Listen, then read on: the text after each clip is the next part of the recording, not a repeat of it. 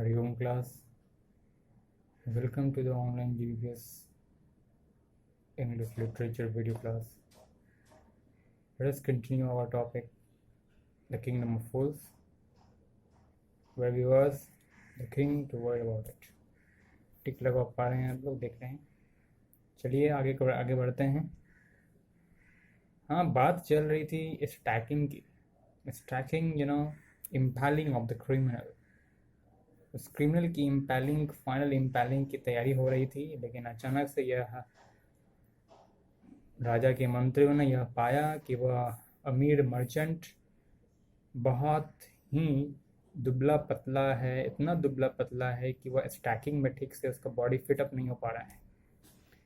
इतना दुबला पतला वह था, वह अमीर मर्चेंट, वो अमीर व्यापारी, कि उसकी जो somehow to him to be properly executed on the stack पर मृत्यु को प्राप्त होने हेतु उसकी शरीर काफ़ी दुबली पतली थी, जिसके कारण वह ठीक से प्रॉपरली उसे स्टैक पर फिट ना किया जा सका। So he appeal to the king's common sense. Minister ने राजा के कॉमन सेंस अप्लाई करने की सिफारिश की। The king to worried about it, और राजा भी इसके लिए काफ़ी परेशान हुआ, चिंतित हुआ। अब हमें क्या करना चाहिए? What shall we do? राजा ने कहा। When suddenly it struck him that all they needed to do was to find a man fat enough to fit the stake. When suddenly it struck him, अचानक से राजा को एक सुझाव आया। अचानक से राजा को एक सुझाव आया। क्या? When suddenly it struck him that all they needed to do was to find a man fat enough to fit the stake. अचानक से राजा ने यह विचार किया कि स्टैक पर प्रॉपरली फिट हो जाने के लिए हमें जिस चीज़ की आवश्यकता है वह कुछ और नहीं बल्कि एक मोटा ताज़ा व्यक्ति है। हमें एक मोटे ताजे व्यक्ति की आवश्यकता है जो कि स्टैक पर प्रॉपरली फिट हो सके। The servants were immediately sent all over the town looking for a man who would fit the stake.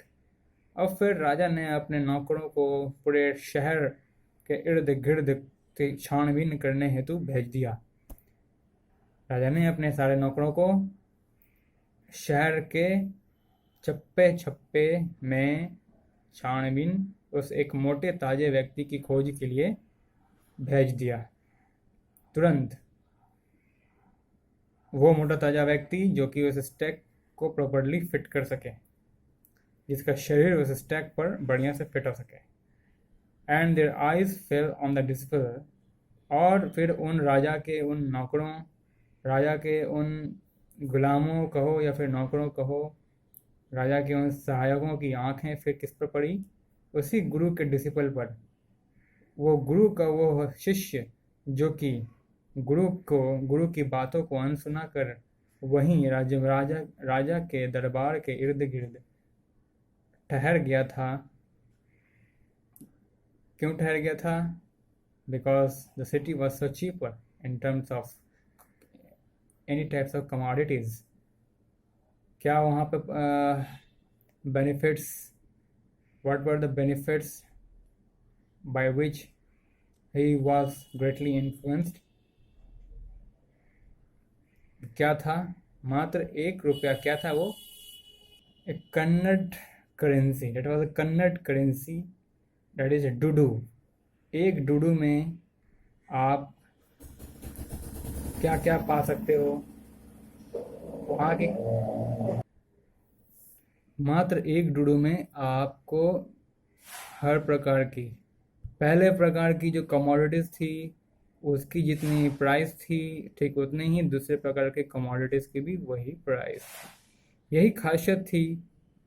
यही खासियत थी उस स्थान की जहाँ पर वो मौजूद था। गुरु और उसके शिष्य राजा दरबार के शहर, राजा के आदेश अनुसार उस शहर में जो राजा ने एक फतवा जाहिर किया था कि एक नियम लागू किया था कि सब मालें चीपर रेट में बिकी जाएंगी, मात्र एक डुडू में। जहां एक डुडू में चावल मिल रही हैं, वहीं एक डुडू में बंडल ऑफ बनानास है, बंचेस ऑफ बनानास भी आपको प्रोवाइड किए जा रहे हैं। एक डुडूज में अगर आपको 1 किलो चावल मिल रही होती है तो मात्र एक डुडू में आपको 1 दर्जन केला भी मिल जा रही है। तो इससे काफ़ी प्रभावित होकर के और लालायित होकर के गुरु का वो शिष्य गुरु की विवेकपूर्ण बुद्धिमत्तापूर्ण बातों का अनसुना करते हुए वहीं ठहर गया और खा खा कर मोटा गया। सस्ते दामों में भात घी और रोटी इतना खाया कि वो क्या हो गया, काफ़ी कुछ ही दिनों में पूरी तरह से मोटा गया। क्या क्या खाया उसने? घी केला और चावल इतना खाया कि वो मोटा गया पूरी तरह से। तब जब राजा के नौकरों ने पूरे शहर में छानबीन चालू की कि कोई मोटा व्यक्ति वहाँ होगा तो उसे वह स्टैकिंग के लिए ले जाएंगे। एक मोटे ताजे व्यक्ति की खोज में राजा के नौकरों ने पूरे शहर में खोजबीन चालू कर दी और फिर अचानक से उनकी नज़र उसी गुरु के शरीर के हट्टे खट्टे मोटे ताजे शरीर पर पड़ी, जो कि वो कोई और नहीं था बल्कि गुरु का वो शिष्य था। Who had fattened himself for months on bananas and rice and wheat and ghee। महीने भर बनाना मतलब केले चावल और गेहूँ,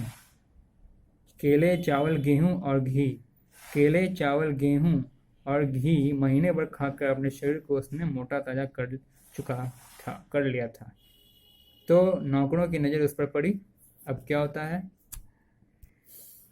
What have I done wrong? जब उसे पकड़ लिया गया और राज दरबार में ले जाने की तैयारी की गई नौकरों के द्वारा, तब उसने कहा, डिसिपल ने कहा कि मैंने क्या गलती किया है? आई एम इनोसेंट, मैं तो बेगुनाह हूँ। आई एम सन्यासी, मैं एक सन्यासी हूँ। ही क्राइड, उसने चिल्लाया। Why, that may be true, हो सकता है कि तुम हो जो तुम कह रहे हो, but it is a royal decree, लेकिन ये एक शाही आदेश है that we should find a man fat enough to fit the steak, कि हमें एक मोटा ताज़ा फैटी आदमी चाहिए जो कि हमारे स्टेक को प्रॉपरली फिट कर सके। ये एक राजशाही आदेश है। They said, उन्होंने कहा, नौकरों ने कहा, and carried him, और उन्हें ले गए to the place of execution, वहाँ ले गए जहाँ पे ऑफिशियल डेथ देने वाली थे वे लोग, राजा के लोग। आधिकारिक तौर पर मृत्यु दंड जहाँ सुनाया जाने वाला था, उसे उस स्थान पर ले गया और नौकरों ने ले गए। Now he remembered his wise guru's words, और अब उसने याद किया अपने बुद्धिमान गुरु के उन वाणियों का, बुद्धिमान गुरु के उन शब्दों को उसने याद किया। This is the city of fools, उसके गुरु ने कह दिया था कि यह शहर मूर्खों का है। You don't know what they will do next, तुम नहीं जानते हो कि ये क्या तुम्हारे साथ बाद में करेंगे, ये क्या आखिर बाद में करेंगे ये तुम नहीं जानते हो। While he was waiting for death, he prayed to his guru in his heart। जब वह मृत्यु के लिए प्रतीक्षा कर रहा था, उसने अपने गुरु को अपने दिल से याद किया, asking him to hear his cry wherever he was, जहाँ कहीं भी उसके गुरु हैं, कृपया उसकी रोनी की आवाज़ को सुने। The Guru saw everything in a vision, और गुरु तो अंतर्ज्ञानी थे, ध्यान में बैठकर उन्होंने सब कुछ देख लिया। He had magical powers, he could see far, वो दूरी तक, मीलों दूरी तक वे देख सकते थे। And he could see the future as he could see the present, जैसा कि वे वर्तमान को देख सकते थे, भविष्य को भी देखने की उनमें क्षमता थी। And the past, और साथ ही साथ भूतकाल को भी जहाँ देखने की। He arrived at once to save his disciple, एक बार फिर वह वहाँ राज दरबार में पहुंचे अपने शिष्य की जान की रक्षा करने के लिए। who had got himself into such a scrap through love of food. वह शिष्य जो कि अपने आप को उस जोखिम में डाल दिया था, बिल्कुल एक चंद भोजन की लालच, एक चंद भोजन की प्रेम के मोह फांस में फंसकर अपने आप को उस जंजाल के हवाले कर दिया था वो शिष्य। उसकी रक्षा करने के लिए गुरु वहां एक बार फिर पहुंचे। As soon as he arrived, he scolded the disciple and told him something in a whisper. जैसे ही गुरु वहां पहुंचे हैं, उन्होंने अपने शिष्य को बुरी तरह डांटा और उसे कुछ कहा विस्पर करते।